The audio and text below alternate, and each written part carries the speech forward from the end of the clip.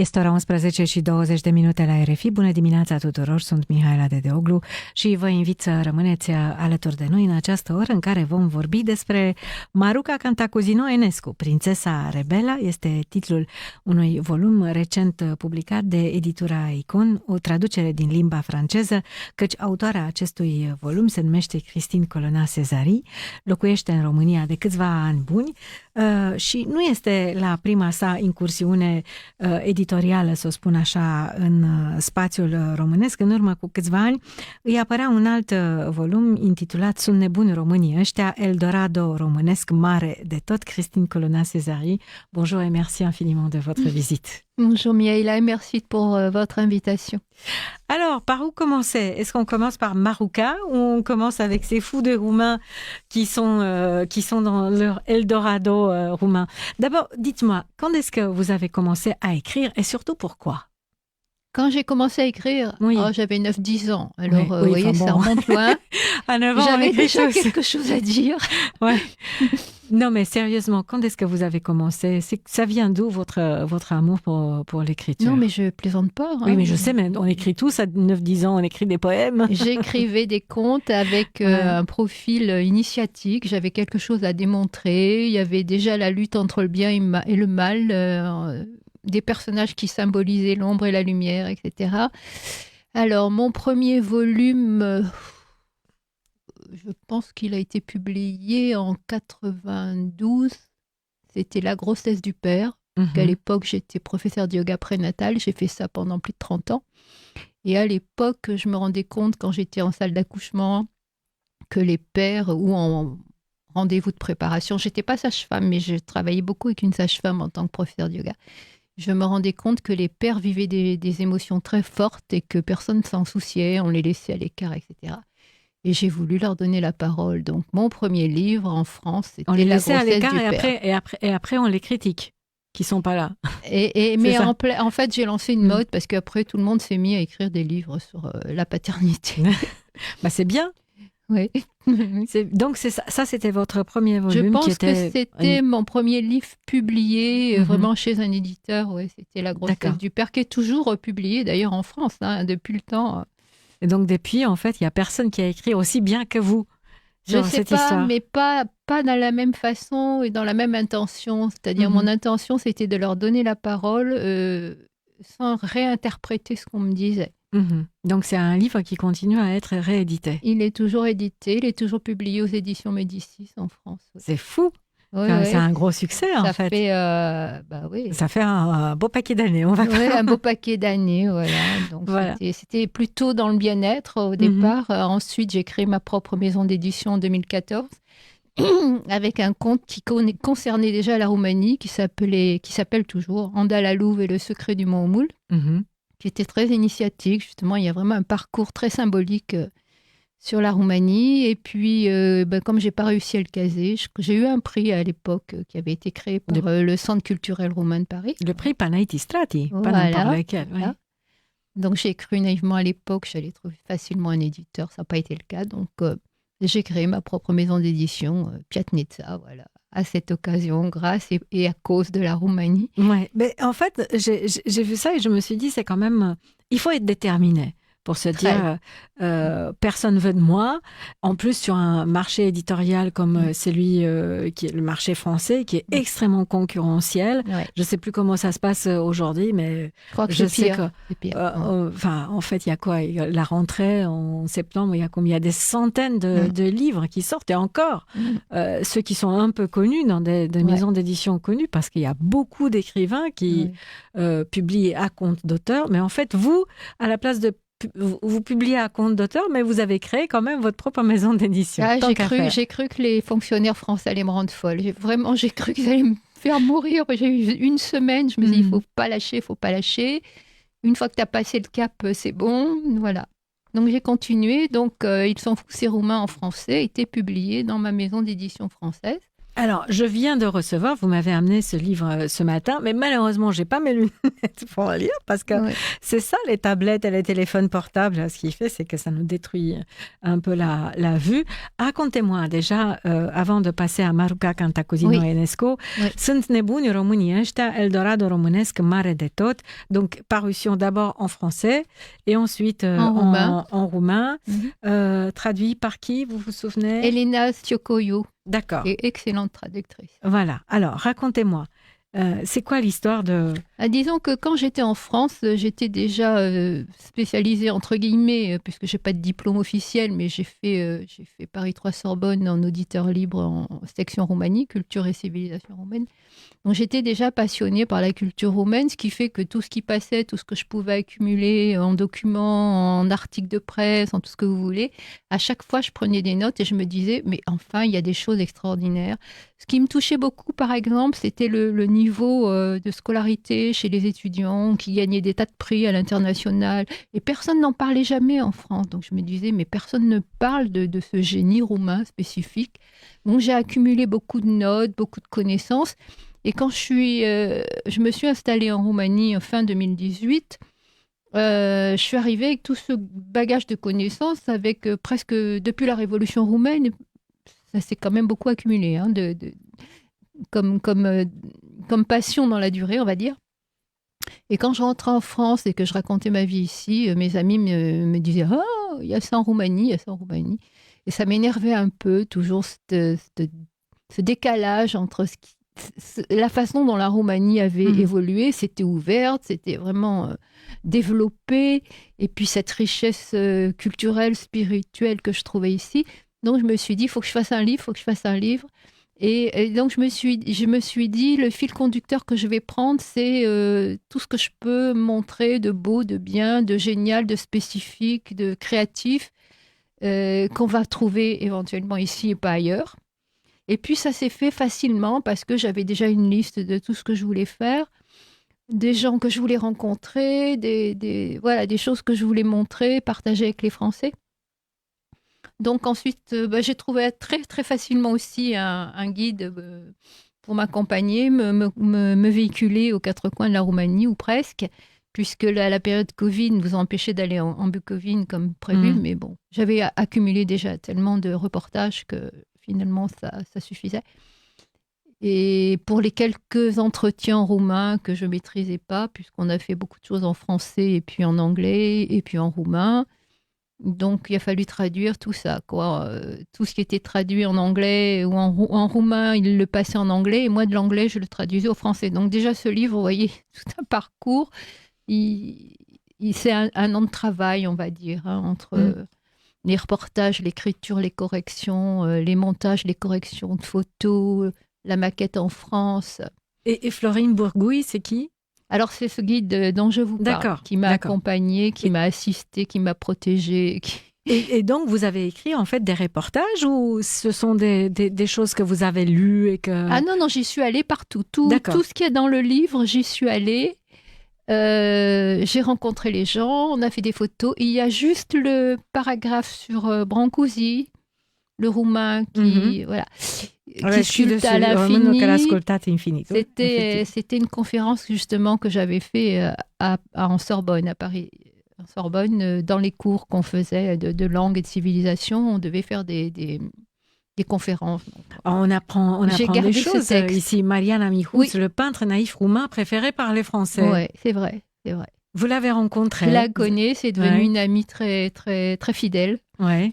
Et Mariana, en fait, moi, je suis peintre naïf aussi. Et donc, à une époque, on avait exposé côte à côte sans se connaître. Et pour moi, c'était la meilleure de toute l'exposition. C'était incroyable. Hein. Et donc, quand j'ai fait ce reportage, je me suis dit, il faudrait que j'essaye de retrouver Mariana Mihuț. Et je l'ai retrouvée et on est allé la rencontrer dans son petit village du côté d'Arad. Et voilà. Alors, en fait, on traverse un peu la Roumanie avec vous parce que vous allez aux thermes, vous allez voir les églises en Moldavie, les musées ethnographiques de Cluj, de Sibiu et de Bucarest, un peu partout. Aussi. Ouais. Voilà. Donc, tout Mais ce qui vous intéresse. Les Roumains me disent souvent tu nous apprends plein de choses qu'on ne sait pas. C'était aussi c'était le but de leur montrer les richesses qu'il y a ici, qui, à travers mon regard de Française, qui voit une dimension spirituelle, pas seulement culturelle, mais c'est bien plus élevé que ça. Alors, on passe par Decebal aussi. Oui, oui. C'est amusant. C'est nous qui avons fait les photos. Hein. C'est vraiment pas des photos qu'on a achetées dans la presse ou quoi que ce soit. Je vous crois, effectivement. Voilà. C'est vraiment des photos perso ou de moi ou de Florine. D'accord. Bon, c'est très intéressant. Donc, ce livre est sorti il y a quelques années. Il est sorti fin 2020, début 2021. Il est en vente chez Cartorești, en français et en roumain. D'accord. Bon. Alors là, il y a encore une autre idée que j'ai trouvée vraiment très, très, très touchante, et ça parle beaucoup de ce milieu éditorial qui est un peu, ne prenait pas mal, qui est non officiel en quelque sorte. Parce que vos deux livres, Nebun românește, mais aussi Maruca Cantacuzino Enescu, ont reçu des prix de l'Académie poétique et littéraire de Provence, qui est quelque chose d'assez particulier. Vous êtes vous-même membre de cette académie. C'est une petite association très sélective. C'est une association qui existe dans un village dans le Var, il me semble. Oui, non c'est sur la C'est un village de 6000 habitants, pas plus. C'est quoi l'histoire moi, je suis d'origine... C'est des passionnés, non? Oui, c'est vraiment des passionnés, et surtout, ils ont une exigence de niveau littéraire fabuleux et accessible. Parce qu'en général, tout ce qui est grand prix, etc., c'est pas accessible à n'importe qui, c'est sélectif, voilà. Et moi, je suis du sud provençal aussi, donc... Donc, vous donnez des prix un petit peu, tout le monde écrit. Non, on envoie envoie nos textes, tous nos livres ou nos manuscrits avant publication. Et vos collègues académiciens, ils sont plus d'une centaine. Voilà, la direction de cette association qui s'est donné le grand titre pompeux d'académie, mais pourquoi pas, vu le niveau. Vous êtes académicienne. Voilà.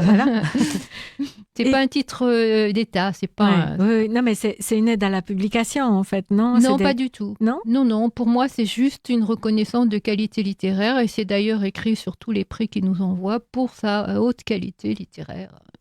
D'accord. Bon, mais c'est aussi, ça reste quand même un circuit un peu non officiel, non. Ah oui, bien sûr. Grand pour des auteurs peu connus, pour des auteurs peu connus. Donc c'est un encouragement qui est tout à fait honorable, je trouve. C'est un petit plaisir qu'on se fait, voilà. Ça fait plaisir d'avoir une reconnaissance de gens qui ont un œil critique très, très exigeant. Ça fait plaisir. Alors, parlez-moi de Maruca Cantacuzino Enescu, princesse rebelle. Pourquoi vous avez voulu écrire un livre sur Maruca? Alors, Maruca, c'est très spécial. Elle a croisé ma route il y a très longtemps en France, d'une façon très émouvante pour moi, et c'était resté dans un coin de ma tête. Je m'étais dit, Maruca, je la retrouverai un jour.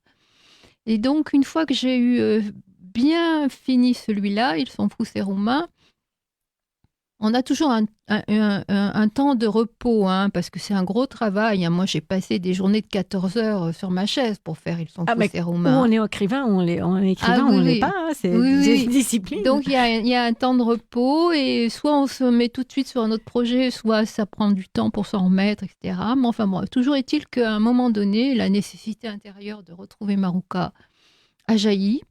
Et puis, je trouvais beaucoup de cancans, comme on dit en français, de critiques sur sa vie privée, des choses comme ça. Et ça m'interpellait. Je me disais, je ne sais pas, instinctivement, je me suis dit, j'ai envie d'aller vraiment savoir, creuser en profondeur ce personnage pour voir qui elle était vraiment.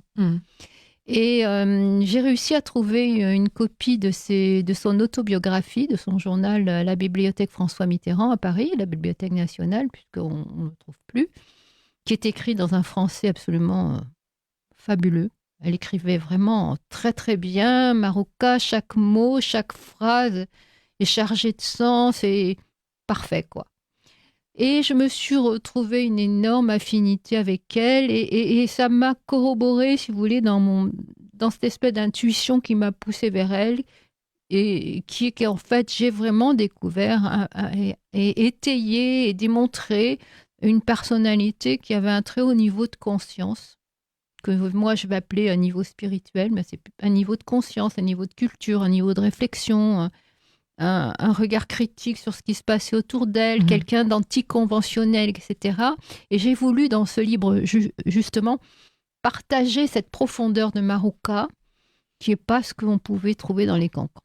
Entre autres, beaucoup d'autres choses, parce qu'il y a aussi beaucoup d'autres choses dans ce livre, ne serait-ce que pour les Français, déjà au départ, leur faire découvrir ce que c'était que la vie des boyards à cette époque-là, leur influence culturelle, ce qu'ils ont laissé comme trace, finalement, dans l'histoire de la Roumanie, qui est très importante.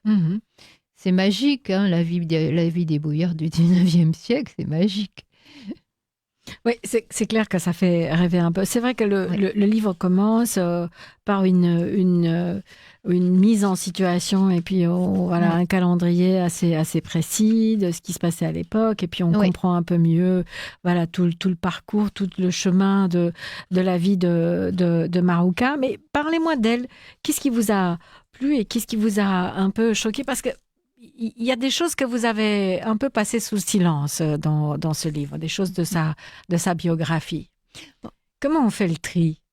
On fait le tri justement quand on a une ligne directrice qui est celle que je viens d'énoncer, c'est-à-dire qui m'intéressait, c'est quelle était vraiment la personnalité en profondeur de Marouka, son regard sur la vie, son regard sur son destin, sur les personnes qui ont croisé son chemin.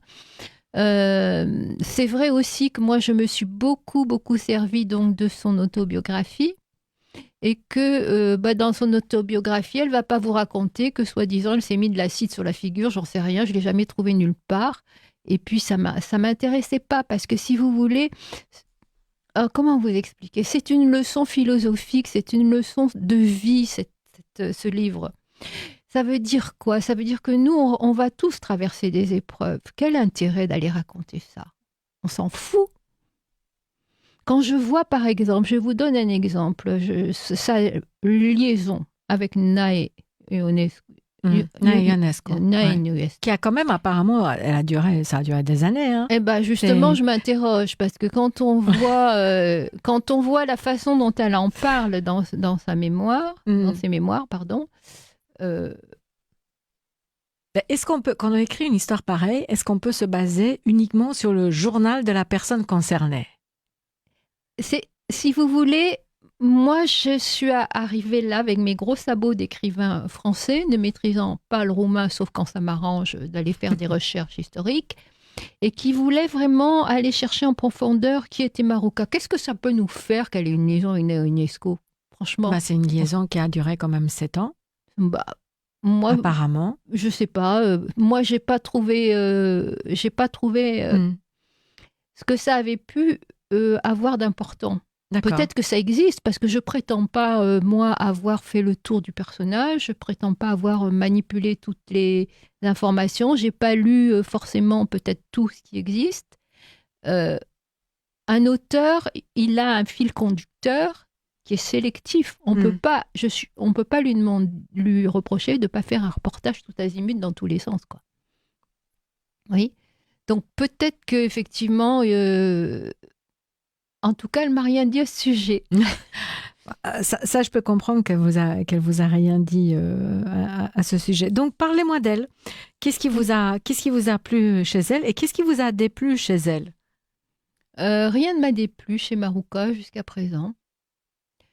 Ce qui m'a plu chez elle, c'est sa capacité déjà, je pense, à être restée fidèle à elle-même toute sa vie. C'est sa capacité à être fidèle à ses valeurs, à ne pas s'être laissée emporter par une vie extérieure, sa capacité à avoir été capable de rester en même temps en marge et en même temps sociale, puisqu'elle était obligée, et puis tant mieux pour elle d'ailleurs, hein, de par tout ce qu'elle a vécu, de par ses mariages, de par son éducation. Je vous propose de nous reprendre un petit peu le fil et nous raconter qui était Marouka. Ouais. Ouh là là, du début jusqu'à la fin. Alors Marouka, c'est une petite princesse qui est née dans une famille de boyards moldaves, à l'époque où la Moldavie était encore une belle Moldavie entière, on va dire. Et elle a eu la chance de naître dans une famille très ouverte, très cultivée, qui lui a laissé beaucoup de liberté, tout en lui donnant une éducation quand même très cadrée. Avec son frère, enfant, il parlait déjà couramment l'anglais et le français, donc il y avait déjà cette ouverture sur la France. Et puis, en même temps, donc si vous voulez, Marouka, elle était très imprégnée de tout cet environnement culturel paysan autour d'elle, de toutes les traditions roumaines, de tous les folklores, les broderies, les contacts avec la nature, etc. Donc, c'était en même temps un enfant intégré dans son milieu, avec, on va dire, ses petites robes et ses petits volants, etc. Mais qui en même temps était très sauvageonne, très indépendante, très libre. C'est difficile à expliquer. Moi, je le comprends très bien parce que j'ai toujours été aussi comme ça. Et je suis pareil. Donc, je la comprends et c'est peut-être aussi ce que j'ai essayé de faire passer comme message essentiellement, c'est-à-dire cette indépendance, cette sauvagerie de Marouka qui est là au milieu de tous les ors sociaux, les politiciens, les richesses cantacuzines, tous ces trucs-là. Elle a été capable de ne pas se laisser éblouir par tout ce qui pouvait être le faste social autour pour rester fidèle à ses valeurs intérieures. Donc, elle grandit dans cette famille Voilà. Aisée, Oui. Boya, et à un moment donné, on l'amène voir le prince Mihai Cantacuzino. Et voilà. Et donc, sa mère... Le fils du nabab. Voilà, sa mère avait fomenté une rencontre avec le père de Mihai avec la mère de Mihai Cantacuzene, Ekaterina Cantacuzene, et la princesse Mourouzi, qui, si j'ai bien compris, était dans le coin là-haut en Moldavie. Et ils avaient évidemment, comme ça se fait beaucoup à cette époque-là, le grand espoir qu'ils se marieraient, etc. Ce qui, au départ, leur a pas plu du tout, puisque Marouka a senti venir le vent, elle a voulu s'en aller. Mihai, pareil, il a dit elle est trop noire, elle est trop brune, elle est trop maigre, c'est quoi ce plan, ce piège dans lequel vous voulez me faire tomber? C'est très intéressant cette époque-là, et on pourrait en faire un film. Et donc, le prince Mourouzi, qui était le préfet donc, de Dorohoi à l'époque, il ne s'est pas laissé faire, il les a mis ensemble à table. Enfin bref, ils sont tombés amoureux comme ça. Et Marouka, donc, elle est partie avec des petites fleurs, des petits papillons partout dans la tête. Elle avait 19 ans à l'époque. Oui, 18 même, je pense. Hein. Oui. Et évidemment, quand on tombe amoureux, on voit que les bons côtés. Hein. On ne se rend pas compte que très rapidement, son beau mari richissime, il va prendre plein de maîtresses, il va beaucoup travailler, il va jamais être là. Et donc, elle a pas eu beaucoup de bonheur avec lui, pas très longtemps. Hein, de mémoire, là, je suis un peu sortie de la datation, mais je pense qu'elle a eu entre 2 et 4 ans de bonheur jusqu'à ce qu'il la trompe avec sa propre sœur, qui est quand même... La sœur cadette. C'est quand même terrible, je veux dire. Une relation qui aussi a duré longtemps, il me semble, non? J'en sais rien du tout. Je suis pas allée vérifier. Ils se sont baladés un peu partout. Nelly était tout le temps avec eux. Je pense que oui, c'est vrai que Nelly a couru. Parce que vous nous dites, c'est ce que oui, après lui pendant un certain temps, mais je sais pas jusqu'à quel moment elle est arrivée. On voit dans le journal de Marouka quand elle les a découverts. Et c'est un moment terrible parce que on ressent très bien tout ce qu'elle a vécu de bouleversement intérieur, de désespoir, de trahison. Elle est au bord des précipices, quoi. Elle est entre la vie et la mort à ce moment-là. Et donc, comme je dis, la couronne des Cantacuzene est tombée dans la poussière. Et elle a repris sa liberté intérieure à ce moment-là. Elle a donc trouvé la ville, je ne sais pas si c'est tout de suite après, où elle a trouvé la villa Cerkes qu'elle a aménagée. Donc, elle est partie se réfugier à Sinaia, ce qui lui permettait d'être toujours proche de Marie de Roumanie, qui était encore seulement princesse, qui n'était pas encore mariée, reine de Roumanie, et avec qui elle était très, très liée. Et c'est à ce moment-là, dans cet espace de temps où elle a eu... C'est très joli de la façon dont elle le raconte, parce que moi, j'ai vécu des choses comme ça et on peut avoir vécu des moments comme ça. C'est pour ça que je vous dis, Maroka, elle avait vraiment une dimension médium incroyable. C'est-à-dire que elle a aménagé cette maison, elle a fait beaucoup de décorations et elle explique qu'elle avait le pressentiment que quelque chose de grand, d'extraordinaire allait se passer, allait rentrer dans sa vie. Et donc, vibratoirement, elle a préparé sans le savoir ou en le sachant, parce que son âme devait le savoir, même si elle ne le savait pas, que Enesco arrivait. Et effectivement, Enesco est donc entré dans cette maison, dans cette villa, et ça a été une retrouvaille de deux destins, de deux âmes qui avaient rendez-vous, je dis toujours, pas seulement de deux personnes. Et je pense qu'elle a trouvé dans Enesco cette dimension spirituelle qu'elle ne trouvait pas avec Mia et Cantacuzino, qui était plutôt dans le concret, dans la matière, dans la politique, dans l'argent, dans les affaires, dans les femmes, dans les sorties au théâtre. Alors, ils restent mariés parce que on divorce pas, non? Dans les grandes familles, on divorce pas. Oui, on divorce pas chez les Cantacuzino. Ouais. Voilà. Alors, ce qui est extraordinaire, c'est la façon dont Nababoul et Caterina ont accepté la situation. On fait comprendre, bon, on a du mal maintenant à notre époque, hein, mais bon, on a quand même souvent l'occasion, quand on est un peu cultivé, de s'être confronté à cette mentalité de l'époque, qui était qu'on ne divorce pas dans les grandes familles, et après tu fais ce que tu veux du moment que tu fais pas de scandale, quoi. Donc ils lui ont donné quelque part la liberté, l'absolution et la liberté de vivre sa vie du moment que du moment qu'elle ne divorçait pas. À un moment donné, Mihai Cantacuzino, il décède dans un accident de voiture. Et là, voilà, l'amour pour Enesco peut se développer. Ils peuvent vivre ouvertement, même si pendant une certaine période, il y a eu cette aventure avec Na et Enescu. J'étais curieuse, quand on s'approche d'une histoire qui n'est pas culturellement la vôtre, quand on s'approche qui n'est pas la sienne, est-ce que vous avez pris des précautions ?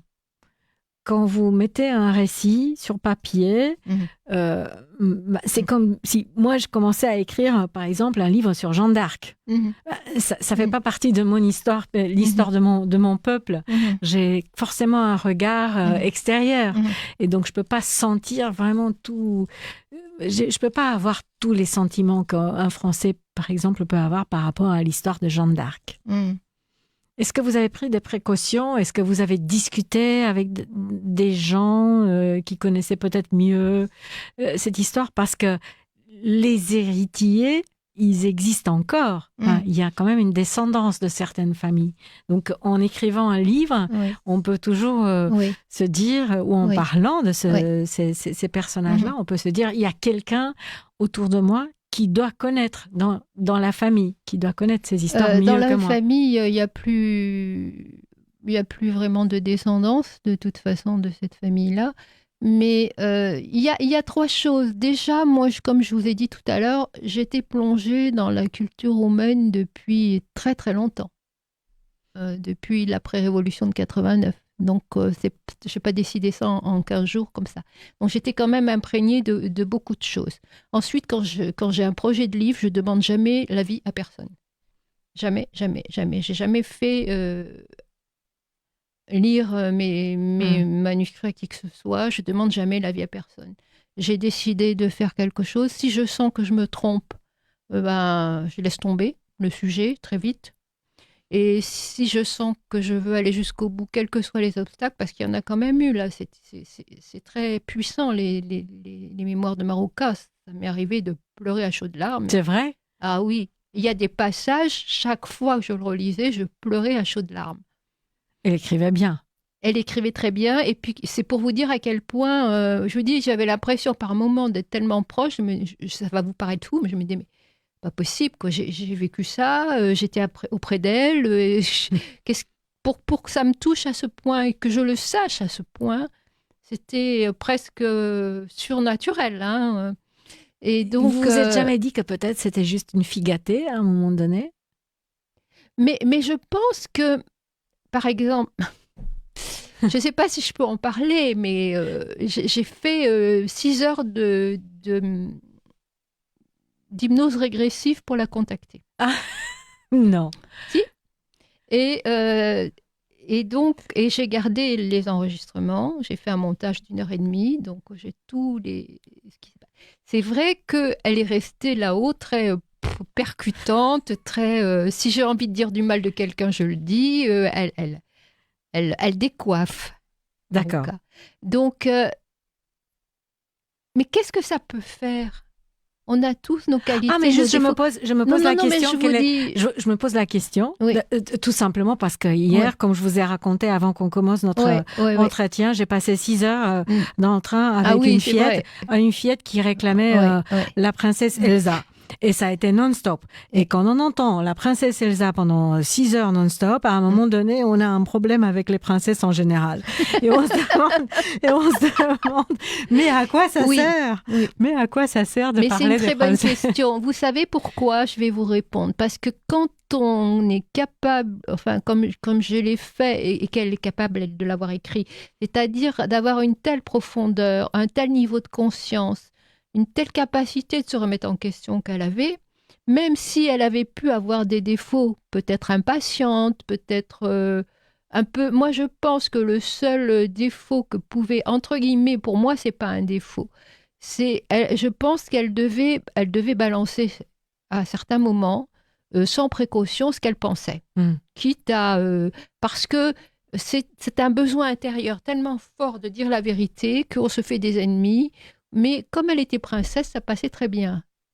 Mais elle n'était pas d'accord souvent, par exemple, par rapport à la famille royale, par rapport à Carole Ier. Elle a dit souvent qu'elle n'était pas d'accord. Avec Marie, elle disait souvent qu'elle n'était pas d'accord. Elles se sont fâchées aussi à certains moments. Mais ce qui est important, c'est qu'est-ce qu'elle a fait, qu'est-ce qu'elle a créé. C'était pas une enfant gâtée qui n'a fait que vivre de sa fortune présente, passée, future. Elle a, par exemple, pendant la guerre, comme toutes les dames nobles, elle est allée soigner les blessés. Elle a créé un hôpital à Iași. Elle a créé un hôpital pour les soldats. Alors que Marie de Roumanie a créé un hôpital que pour les gradés. Et Marouka, vous voyez, un petit exemple de son caractère. Elle a dit, moi, je veux faire quelque chose pour les soldats, pas pour les gradés. Pourquoi ne sauver, ne guérir que les gradés ? Et elle a passé des journées à avoir rien à manger pendant des jours, à trier les cadavres parmi les blessés, à jeter les cadavres. Et ils n'avaient rien à manger. Ça m'a toujours impressionné dans les situations de crise. De crise et de guerre. Oui, les nobles ont su... c'est là qu'on voit la profondeur des personnages. Il y a cette photo sur la version française, une marocain extrêmement belle, et je suis étonnée que vous me dites que dans son journal, elle ne parle pas du fait d'avoir été... de s'être immolée. Mais je pense que son journal, au niveau chronologique, son journal papier, imprimé, que moi j'ai trouvé à François Mitterrand, ne va pas jusqu'à cette période-là. Et pourtant, elle parle de Nae Ionesco à un moment donné. C'est très intéressant parce que c'est ça qui donne beaucoup à réfléchir. Elle est avec... en soirée, il y a Ionesco qui est à côté d'elle. Il y a toujours cette complicité où ils échangent beaucoup leurs ressentis, leurs observations. Et elle voit Nae Ionesco avec les jeux d'ombre et de lumière, puisque c'est le soir, etc. Ils sont sur une terrasse, je pense. Elle voit le diable apparaître sur son visage. Et elle est complètement choquée. Ça ne l'a pas empêché d'avoir une relation de longue durée avec lui. Je ne sais pas. Ouais. Je sais pas. Oui, c'est ce qu'on dit sûrement dans des documents roumains que moi, ça m'étonne beaucoup, ce que j'attendais en fait en lisant, et j'ai été un peu... Parce que j'étais curieuse à la base de voir comment une fille aussi jolie a pu vivre un moment aussi dramatique comme s'immolait, voilà, comme cette tentative de suicide, et comment elle a vécu après. Je reste un peu sur ma faim, comme on dit, parce que j'attendais un peu ça. Moi, je le comprends. Une crise comme ça, oui. C'est important. Je pense que déjà, témoigner. Vous savez, quand Marouka, c'était quelqu'un de très sensible, très pur, très idéaliste. Déjà, la trahison de son mari, ça a été un choc émotionnel énorme. après laquelle elle a été très malade, elle a fait des dépressions, etc. Le fait aussi, on l'a vu dans les channeling, c'est pas des channeling, dans l'hypnose régressive, le fait déjà d'être déracinée de sa Moldavie natale, de son enracinement dans la nature, etc., et de vivre à Bucarest, déjà pour elle, c'était un déracinement qui l'a déséquilibrée. Et je crois qu'il faut avoir traversé les trahisons, les dépressions nerveuses pour comprendre comment, à certains moments de la vie, votre corps ne suit plus parce que vous avez eu des chocs psychiques ou émotionnels qui se sont accumulés importants. La richesse, ça ne vous donne pas la beauté, ça ne vous donne pas l'équilibre, ça ne vous donne pas la sécurité émotionnelle. Et puis, vous savez, le suicide de son père, quand même, quand elle était enfant, ça a dû beaucoup la désespérer en profondeur et la fragiliser aussi après dans sa capacité à... Elle s'est reconstruite, n'empêche que, à travers tout ce qu'elle a vécu, elle s'est reconstruite. Eh ben, Maruca Cantacuzino, Enescu, Princesa rebelle, publié chez Icon en traduction roumaine. Alina Pavelescu a traduit votre livre. Merci d'avoir pris le temps de venir nous voir et nous parler un peu de comment vous avez vécu l'écriture de ce livre. Oui, avec beaucoup d'amour. Avec beaucoup d'amour surtout. Beaucoup d'amour, beaucoup d'émotions. Je vous souhaite une très belle continuation. Très belle continuation. Merci beaucoup, mulțumesc frumos. 4 minute până la știrile RFI, să aveți o după-amiază agreabilă și să ne auzim cu bine mâine dimineață.